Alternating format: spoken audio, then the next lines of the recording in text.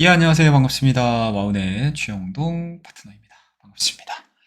자, 주말 동안에 시장에는 뭐 그렇게 좋은 소식들이 전해지진 않았습니다, 여러분들.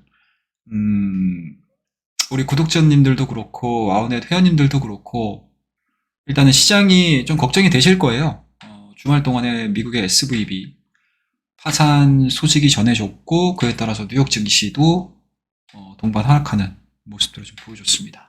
그리고 여기서 끝나는 것이 아니고 이 SVB 파산이 일으킬 수 있는 후폭풍 이것들에 대해서 고민을 상당히 좀 많이 하고 있는 상황들이기 때문에 당분간 투자 심리 자체는 상당히 좀 안개 속에 좀 빠질 수 있다라고 보시면 되고요. 그리고 다른 산업에서 파산이 아니고 이게 전반적인 산업에 영향을 미칠 수 있는 금융권에서에 대한 리스크이기 때문에 시장에서는 그러니까 트라우마가 좀 있죠. 예, 트라우마가 있습니다.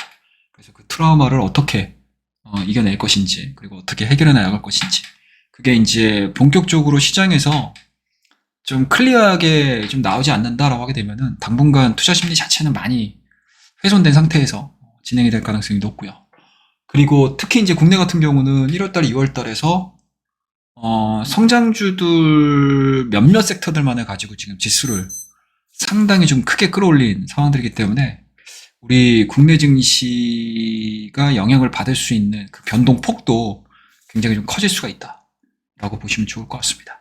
자, 일단은 이거는 뭐 전반적인 뭐 시장 상황이고 이렇게 악재가 나왔음에도 불구하고 이 악재를 호재로 반영을 하면서 올라갈 수 있는 기업이 분명히 있거든요. 그 기업 한 두 종목 정도 얘기를 좀 해드리도록 하겠습니다. 일단은 화면에 보시는 SCI 평가 정보입니다. 일단은 뭐 동사 같은 경우는 1992년 설립이 됐고요. 신용조사업으로 출발을 해서 민간업계 최초로 채권 출시법을 허가를 받았고 그 이후에는 뭐 신용평가라든지 그리고 신용조회업이라든지 다양한 방면으로 신용과 관련된 금융 리스크와 관련된 사업군으로 상당히 좀 업력을 갖추고 있는 기업이라고 보시면 좋을 것 같습니다.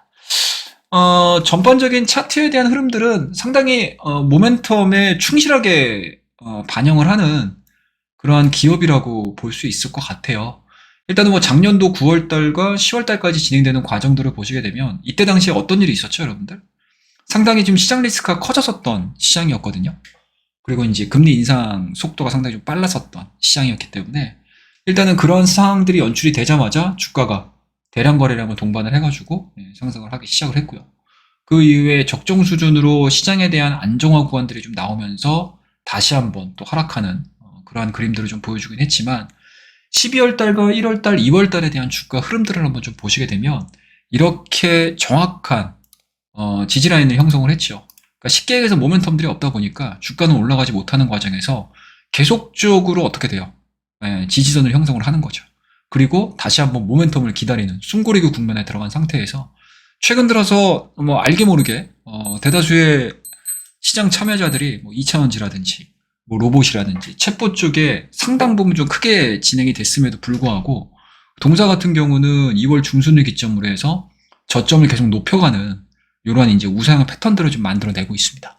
그리고 금요일날 같은 경우도 마찬가지로 장중에 10% 이상 또 급등하는 또 변동성을 좀 보여주면서 시장의 심리가 알게 모르게 이러한 이제 리스크들을 냄새를 좀 맡고 있었다라고 볼 수 있을 것 같습니다. 그렇다고 되면은 주말 동안에 SVB 사태가 동시다발적으로 지금 발생한 상태고 투자 심리 자체도 상당히 좀 냉각하는 분위기로 넘어간다라고 하게 되면 아마 시장의 첫 번째 수급 자체는 이런 쪽으로 좀 들어갈 가능성이 높겠죠.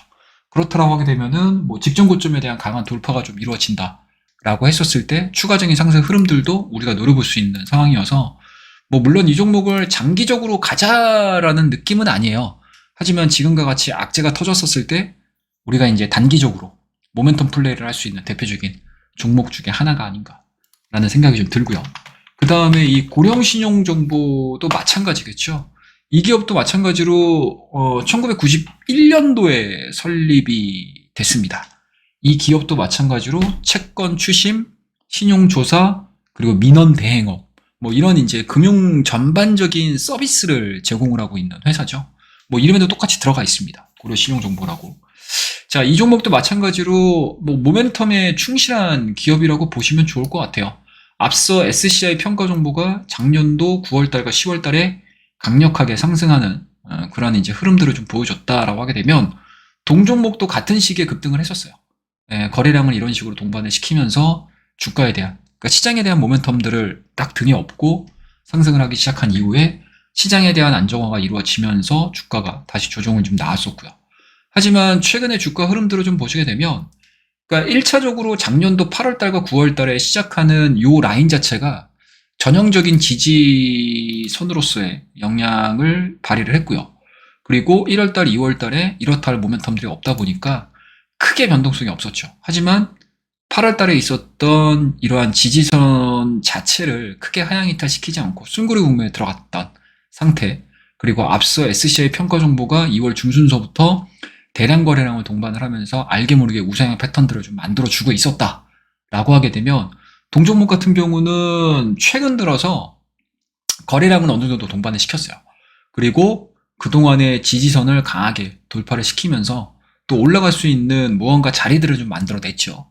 그리고 지난주 금요일 날 대량 거래량을 동반을 해서 크게 지금 변동성을 좀 만든 상황이기 때문에 아마 다음 주 월요일 날 요 고려신용 정보도 SCI 평가 정보와 이 고려신용 정보는 상당히 시장에서 관심을 좀 많이 받을 가능성이 상당히 높기 때문에 뭐 이런 종목군들은 한 번쯤은 좀 트레이딩을 해볼 수 있는 그런 대표적인 종목이 되지 않을까라고 생각을 하고 있습니다.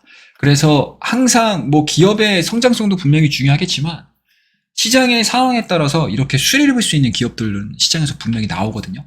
뭐 물론 SCI 평가 정보나 고려시장 정보 이외에도 뭐 다양한 종목들이 아마 튀어나오긴 할 텐데, 그러한 종목군들은 이렇게 하나하나씩 하나하나의 케이스를 좀 공부를 해두시면서 기억을 해두시게 되면 시장 변화에, 그리고 시장에서에 대한 뭐 악재가 됐든 호재가 됐든 그때그때마다 내 관심 종목의 서랍에서 꺼내가지고 트레이딩을 할 수 있는 준비를 항상 해놓고 계셔야 된다는 거 말씀을 드리면서, 다음 주 관심을 받는 종목 SCI 평가 정보, 고려신용 정보 말씀을 좀 드리도록 하겠습니다.